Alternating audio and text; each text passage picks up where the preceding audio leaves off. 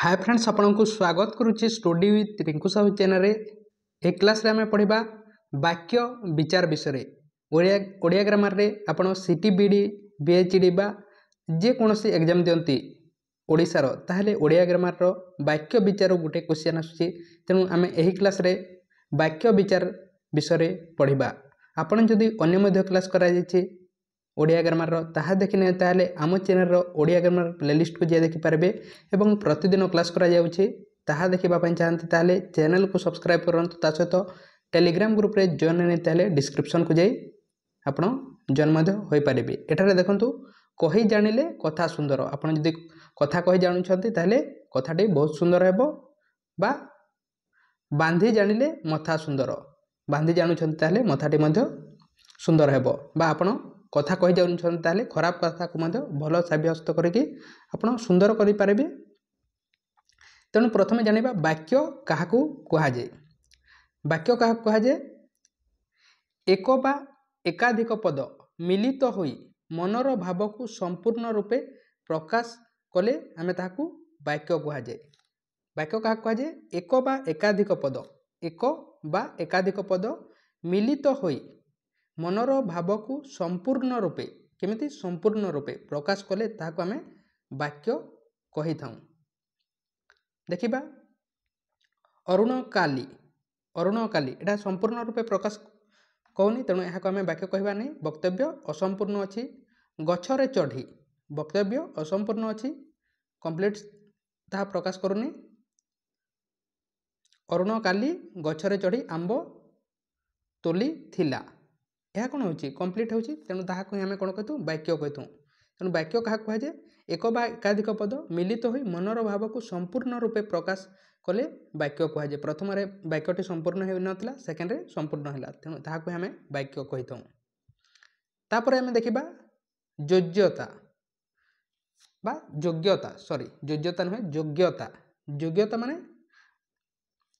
माने कोन? योग्यता माने जेमिति योग्यता थाए आपनको योग्यता कोन अछि? बालकटी उडू अछि, बालकर योग्यता अछि कि उड़ीबार, से उड़ी पारिबो कि? तार योग्यता नहीं उड़ीबार। सेमिति छेली गीत गाउछि, छेली गीत गाइबार तार योग्य अछि कि? योग्य नहीं, ताहाको आमे योग्यता कहिबा नहीं। काहेकि ना बालकटी उड़ी पारे नहीं, छेली गीत गाइबाकू योग्य नुहे। जेमिति गछटी पानी रे जली गला, पानी गछ को जाली पारे नहीं। तेणु यार योग्यता नहीं, तेणु याको आमे योग्यता कहिबा नहीं। तेणु योग्यता काहा कहिबा? वाक्य रे व्यवहार होइतिबा, वाक्य रे व्यवहार होइतिबा पद गुड़िकर पारस्परिक संबंध को योग्यता कहा जाए। वाक्य रे व्यवहार होइतिबा पद गुड़िकर पारस्परिक संबंध को योग्यता कहा जाए। जेमिति कि बालकटी दौड़ू अछि, सबित गीता गाऊ अछि, गछटी निहारे पड़गला, यही समस्त कौन अच्छी योग्यता अच्छी तांकर। तेणु यह कह जाए योग्यता कह जाए। वाक्य रे व्यवहार करा जायतिबा पद गुड़िकर पारस्परिक संबंध को योग्यता कह जाए। नेक्स्ट देखिबा आकांक्षा। नेक्स्ट देखिबा आकांक्षा विषय। आकांक्षा का कह जाए? वाक्य रे थिबा गोटे पद अन्य पद गुड़िकर अर्थबोधकता पाई अपेक्षा कले, जदि अपेक्षा करिथिबो ताहले ताहाको आमे आकांक्षा कहबा। वाक्य रे थिबा गोटे पद अन्य पद गुड़िकर अर्थबोधकता पाई अपेक्षा कले ताकू आकांक्षा कह जाए। गोटे अन्यटी को अपेक्षा करिथिले ताहाको आमे आकांक्षा कहिथाउ। जेमिति कि एग्जांपल देखिबा, आकांक्षार एग्जांपल देखिबा मदन सहित डैश, रविवार दिन चपला डैश, ए समस्त कौन करुछि? अपेक्षा करिछि अन्य पद को। तेणु यह आमे कौन कहबा? आकांक्षा कहबा। मदन सहित तांको बापा आसिले, रविवार दिन चपला भुवनेश्वर जीव। गोटे वाक्य जदि अन्य वाक्य को अपेक्षा करथिले ताहाको कौन कहिथौ? आमे आकांक्षा कहिथौ। यह होछि तार डेफिनेशन। वाक्य रे थिबा गोटे पद अन्य पद गुड़िकर अर्थबोधकता पाई अपेक्षा कले ताहाको आकांक्षा कहा जाए। नेक्स्ट देखिबा आसक्ति। कौन? आसक्ति। आसक्ति क्या कह जाए? वाक्य रे थिबा पद योजना बा सौंदर्य होछि आसक्ति। वाक्य रे थिबा पद योजना बा सौंदर्य होछि आसक्ति। एहा द्वारा कहा उपरे क्यों पद रहिले ତାହା ବାକ୍ୟର ଭାବ ସ୍ପଷ୍ଟ ଭାବରେ ପ୍ରକାଶ କରିବ ତାହା ବୁଝାଯାଏ। ଆସକ୍ତିକୁ ମଧ୍ୟ ପଦବିନ୍ୟାସ ମଧ୍ୟ କୁହାଯାଏ। ଆସକ୍ତିକୁ ପଦବିନ୍ୟାସ କୁହାଯାଏ। ଆସକ୍ତି ମାନେ କ'ଣ ଅଟେ? ଏହି ସୌନ୍ଦର୍ଯ୍ୟକୁ ହିଁ କୁହାଯାଏ ବା ଆମେ ସଜାଡ଼ିକି କହିବାକୁ ହିଁ କୁହାଯାଏ ଆସକ୍ତି କୁହାଯାଏ। ଯେମିତିକି ଏକ୍ଜାମ୍ପଲ୍ ଦେଖିବା, ହୋଇ ହେଲେ ପ୍ରାପ୍ତ ବୁଦ୍ଧତ୍ୱ ଗୌତମ ତପସ୍ସିଦ୍ଧ। ଏହାକୁ ଯଦି ଆମେ ସଜାଇ କହିବା ତାହେଲେ କ'ଣ କହିବା? ଗୌତମ ତପସ୍ସିଦ୍ଧ ହୋଇ ବୁଦ୍ଧତ୍ୱ ପ୍ରାପ୍ତ ହେଲେ। ନେକ୍ସଟ, ଉଭୟେ ଏ ମିଶି ଛବି ଓ ବନ୍ଦନା ଆଙ୍କିଛନ୍ତି ଚନ୍ଦନା। ଏହାକୁ ଯଦି ଆମେ ସଜାଇବା ତାହେଲେ କ'ଣ କହିବା? ଚନ୍ଦନା ଓ ବନ୍ଦନା ଉଭୟ ମିଶି ଏ ଛବି ଆଙ୍କିଛନ୍ତି। ଏହାକୁ ହିଁ କୁହାଯାଏ ଆସକ୍ତି କୁହାଯାଏ ବା ତାର ସୌନ୍ଦର୍ଯ୍ୟକୁ ବା ସଜାଇ ଲେଖିବାକୁ କୁହାଯାଏ ଆସକ୍ତି କୁହାଯାଏ। ବାକ୍ୟରେ ଥିବା ପଦ ଯୋଜନା ବା ସୌନ୍ଦର୍ଯ୍ୟ ହେଉଛି ଆସକ୍ତି। ଏହାଦ୍ୱାରା କାହା ଉପରେ କେଉଁ ପଦ ରହିଲେ ତାହା ବାକ୍ୟର ଭାବକୁ ସ୍ପଷ୍ଟ ଭାବରେ ପ୍ରକାଶ କରିବ ତାହା ବୁଝାଯାଏ। ଆସକ୍ତିକୁ ମଧ୍ୟ ପଦବିନ୍ୟାସ କୁହାଯାଏ। ନେକ୍ସଟ ଦେଖିବା ବାକ୍ୟାଂଶ। କ'ଣ? ବାକ୍ୟାଂଶ। ବାକ୍ୟାଂଶ ବିଷୟରେ। ବାକ୍ୟାଂଶ କାହାକୁ କୁହାଯାଏ? ବାକ୍ୟରେ ବୁଝା ପଡ଼ୁଥିବା ନିର୍ଦ୍ଦିଷ୍ଟ ଅଂଶକୁ ବା ନିର୍ଦ୍ଦିଷ୍ଟ କେତୋଟି ପଦ ସଂହତିକୁ ବାକ୍ୟାଂଶ କୁହାଯାଏ। ବାକ୍ୟରେ ବୁଝା ପଡ଼ୁଥିବା ଅଂଶକୁ କ'ଣ କୁହାଯାଏ? ବାକ୍ୟାଂଶ ବା ନିର୍ଦ୍ଦିଷ୍ଟ କେତୋଟି ପଦ ସଂହତିକୁ ବାକ୍ୟାଂଶ କୁହାଯାଏ। ଏକ୍ଜାମ୍ପଲ୍ ଦେଖିବା, ହରିହରଙ୍କର କଥା ଶୁଣି ମା। ବୁଝାଯାଉଛି ହରିହରଙ୍କ କଥା ଶୁଣି ମା ଆଶ୍ଚର୍ଯ୍ୟ ହେଲେ। ଘଣ୍ଟା ବାଜିଲା ଅଥଚ ପିଲାମାନେ ଡ୍ୟାସ୍। ଘଣ୍ଟା ବାଜିଲା ଅଥଚ ପିଲାମାନେ ଶ୍ରେଣୀକୁ ଆସିଲେ। ଏହାକୁ ହିଁ କୁହାଯାଏ ବାକ୍ୟାଂଶ କୁହାଯାଏ। ବାକ୍ୟର ବୁଝା ପଡ଼ୁଥିବା ଅଂଶକୁ ବାକ୍ୟାଂଶ କୁହାଯାଏ। ନେକ୍ସଟ ଦେଖିବା ଖଣ୍ଡବାକ୍ୟ। କ'ଣ ଜାଣିବା? ଖଣ୍ଡବାକ୍ୟ। ଖଣ୍ଡବାକ୍ୟ କାହାକୁ କୁହାଯାଏ? ସମସ୍ତ ବାକ୍ୟର ସମାପିକା କ୍ରିୟାଯୁକ୍ତ ଅଂଶଟିକୁ ଖଣ୍ଡବାକ୍ୟ କୁହାଯାଏ। ସମାପିକା କ୍ରିୟା ସମାପ୍ତ ହୋଇଥିବ।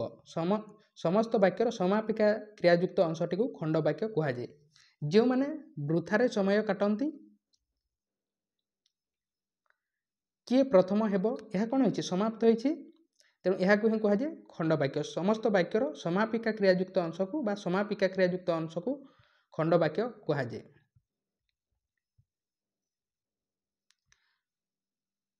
ପଦବିନ୍ୟାସ କାହାକୁ କୁହାଯାଏ? ନେକ୍ସଟ ଦେଖିବା ପଦବିନ୍ୟାସ ବିଷୟରେ। ପଦବିନ୍ୟାସ କାହାକୁ କୁହାଯାଏ? କହି ବୋଲି ପାରେ ଯେ ବା କହି ଯିଏ ଭଲ ଭାବେ ଜାଣେ ସେ କ'ଣ କରେ? ପଚା ଚିଙ୍ଗୁଡ଼ି ବିକେ ସେ। ପଚା ଚିଙ୍ଗୁଡ଼ିକୁ ମଧ୍ୟ ସେ ବିକ୍ରି କରିଦିଏ। କହି ବୋଲି ପାରେ ଯେ ପଚା ଚିଙ୍ଗୁଡ଼ି ବିକେ ସେ। ଭଲ ଭାବରେ କହିବା ଜଣାଥିଲେ ଖରାପକୁ ମଧ୍ୟ ଭଲ ବୋଲି ସାବ୍ୟସ୍ତ କରି ହୁଏ। କହିବା ଜଣା ହେଉଛି ବାକ୍ୟ ଗଢ଼ାର କୌଶଳ।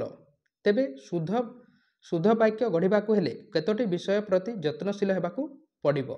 ଏଗୁଡ଼ିକୁ ବାକ୍ୟର ପଦବିନ୍ୟାସ କୁହାଯାଏ। ଜାଣିପାରିଲେ ଆପଣ କାହାକୁ ପଦବିନ୍ୟାସ କୁହାଯାଏ? କହିବାକୁ ଠିକ୍ ଭାବରେ ବା ସଜାଡ଼ି କହିଲେ ତାହାକୁ ହିଁ କୁହାଯାଏ ପଦବିନ୍ୟାସ। କହି ବୋଲି ପାରେ ଯେ ପଚା ଚିଙ୍ଗୁଡ଼ି ବିକେ ସେ। ଭଲ ଭାବରେ କହିବା ଜଣାଥିଲେ ଖରାପକୁ ମଧ୍ୟ ଭଲ ବୋଲି ସାବ୍ୟସ୍ତ କରି ହୁଏ।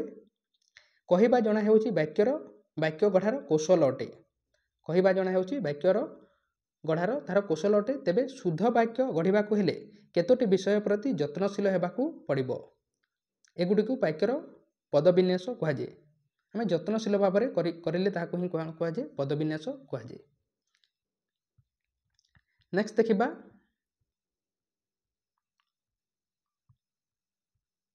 ବାକ୍ୟର ପ୍ରକାରଭେଦ। ବାକ୍ୟର ପ୍ରକାରଭେଦ ଏବଂ ଏହା ବାକ୍ୟ ରୂପକୁ ଦୁଇଟି ଭାଗରେ ବିଭକ୍ତ କରାଯାଇଛି, ଗଠନାତ୍ମକ ରୂପ ଏବଂ ପ୍ରକାର୍ଯ୍ୟାତ୍ମକ ରୂପ। ଏହିଭଳି ଭାବରେ ଦୁଇଟି ଭାଗରେ ବିଭକ୍ତ କରାଯାଇଛି। ଗଠନାତ୍ମକ ରୂପରେ ସରଳ ବାକ୍ୟ, ଯୌଗିକ ବାକ୍ୟ, ଜଟିଳ ବାକ୍ୟ, ମିଶ୍ର ବାକ୍ୟ। ପ୍ରକାର୍ଯ୍ୟାତ୍ମକ ରୂପରେ ବିବୃତ୍ତି ସୂଚକ ବାକ୍ୟ, ଆଦେଶ ଅନୁରୋଧ ସୂଚକ ବାକ୍ୟ, ପ୍ରଶ୍ନ ସୂଚକ ବାକ୍ୟ, ବିସ୍ମୟ ସୂଚକ ବାକ୍ୟ ଏବଂ ନାସ୍ତି ସୂଚକ ବାକ୍ୟ। ଗୋଟେ ଗୋଟେ ଡିଟେଲ୍ସ ଦେଖିବା। ପ୍ରଥମେ ଦେଖିବା ସରଳ ବାକ୍ୟ। ସରଳ ବାକ୍ୟ କାହାକୁ କୁହାଯାଏ? ସରଳ ବାକ୍ୟ ଗୋଟିଏ ମାତ୍ର ସମାପିକା କ୍ରିୟା ଥିବା ବାକ୍ୟକୁ ସରଳ ବାକ୍ୟ କୁହାଯାଏ। ଗୋଟିଏ ସମାପିକା କ୍ରିୟା ଥିବ ସେହି ବାକ୍ୟକୁ ଆମେ କ'ଣ କହିଥାଉ? ସରଳ ବାକ୍ୟ କହିଥାଉ। ଯେମିତିକି ଗୋବର୍ଦ୍ଧନ ଦରିଦ୍ରମାନଙ୍କର ସେବା କରନ୍ତି, ଏଥିରେ ଗୋଟିଏ ସମାପିକା କ୍ରିୟା ଅଛି। ନମିତାକୁ ତାଙ୍କ ଘର ଲୋକ ଭଲ ପାଆନ୍ତି, ଗୋଟିଏ ସମାପିକା କ୍ରିୟା ଅଛି। ଏହାକୁ ହିଁ କୁହାଯାଏ ସରଳ ବାକ୍ୟ। ଗୋଟିଏ ମାତ୍ର ସମାପିକା କ୍ରିୟା ଥିବା ବାକ୍ୟକୁ ସରଳ ବାକ୍ୟ କୁହାଯାଏ। नेक्स्ट देखिबा यौगिक वाक्य। नेक्स्ट देखिबा यौगिक वाक्य। यौगिक वाक्य क्या कहुए गोटे रु अधिक समापिका क्रिया थी ताकू ही कहुए यौगिक वाक्य। तार डेफिनेशन जानी नेबा। परस्पर निर्भरशील दुई बा ततोधिक सरल वाक्यर समाहार रे जोगे गठित वाक्य को यौगिक वाक्य कहुए। यौगिक वाक्य क्या कहुए परस्पर निर्भरशील दुई बा ततोधिक सरल वाक्यर समाहार जोगे गठित वाक्य को यौगिक वाक्य कहुए। अर्थात दुई रु अधिक सरल वाक्य थी दुईटी मध्य रही पारे बा दुईटी रु अधिक सरल वाक्य रहिले ताकू आमे यौगिक वाक्य कही थाउ।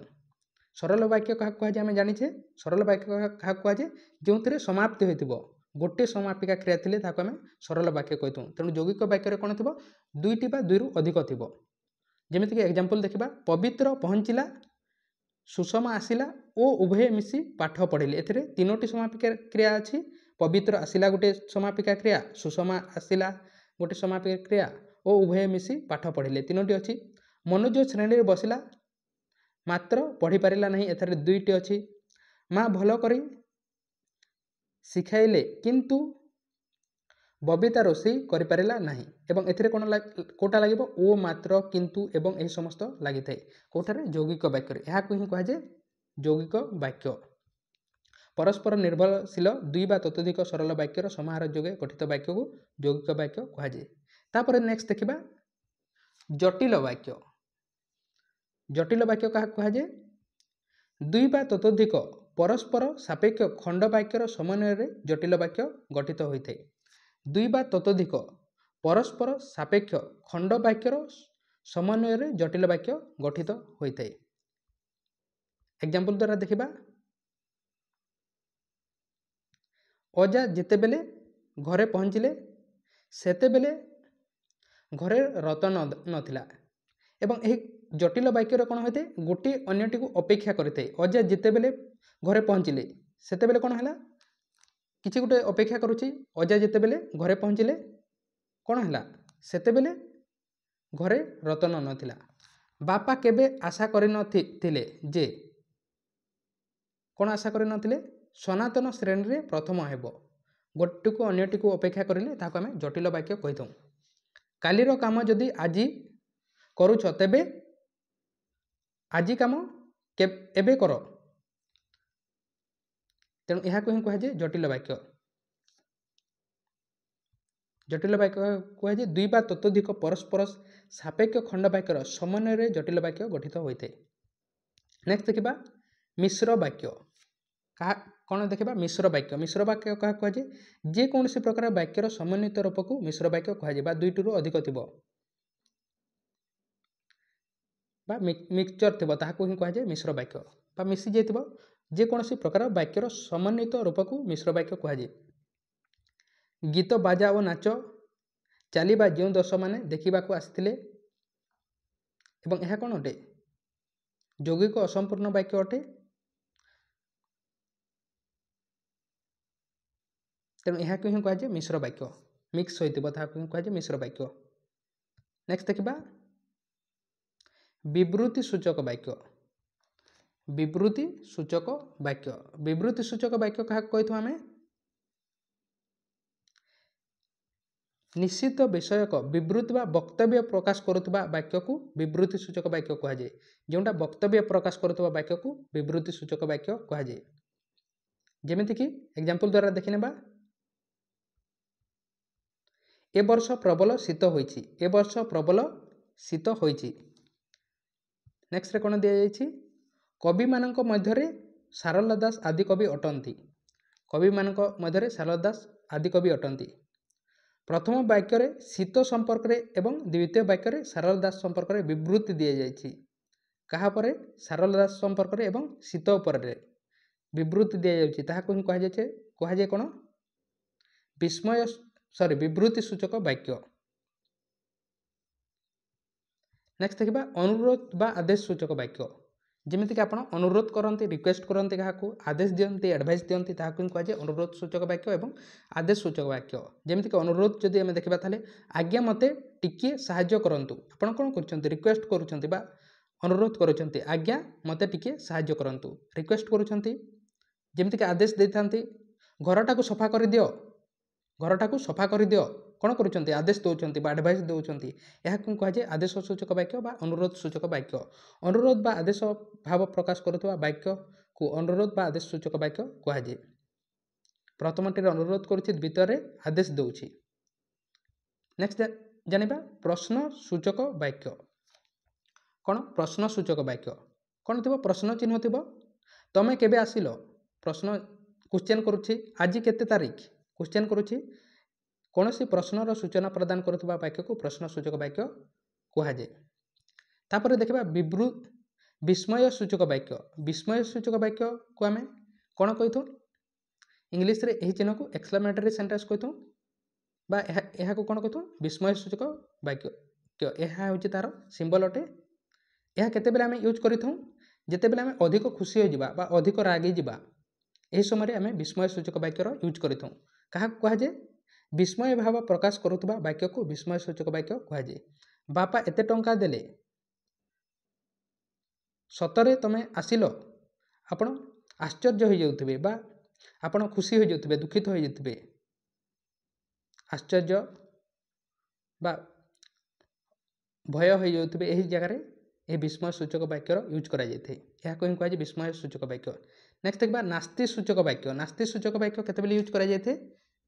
ନାହିଁର ୟୁଜ୍ ହେଉଥିବ ବା ନେଗେଟିଭ୍ ଅର୍ଥରେ ନାସ୍ତି ସୂଚକ ବାକ୍ୟ। ନାସ୍ତିର ସୂଚନା ପ୍ରଦାନ କରୁଥିବା ବାକ୍ୟକୁ ନାସ୍ତି ସୂଚକ ବାକ୍ୟ କୁହାଯାଏ। ଯେମିତିକି ଏକ୍ଜାମ୍ପଲ୍ ଦେଖିବା, ରୀତା ଦ୍ୱାରା ଏ କାମ କେବେ ବି ହେବ ନାହିଁ। ନାହିଁର ସୂଚନା ଦେଉଥିବା ବା ନେଗେଟିଭ୍ କରୁଥିବା ତମର ନିୟମ ମୁଁ ପାଳି ପାରିବି ନାହିଁ। ଏହାକୁ ହିଁ କୁହାଯାଏ ନାସ୍ତି ସୂଚକ ବାକ୍ୟ। ନାହିଁର ପ୍ରଦାନ କରୁଥିଲେ ନାସ୍ତି ସୂଚକ ବାକ୍ୟ କୁହାଯାଏ।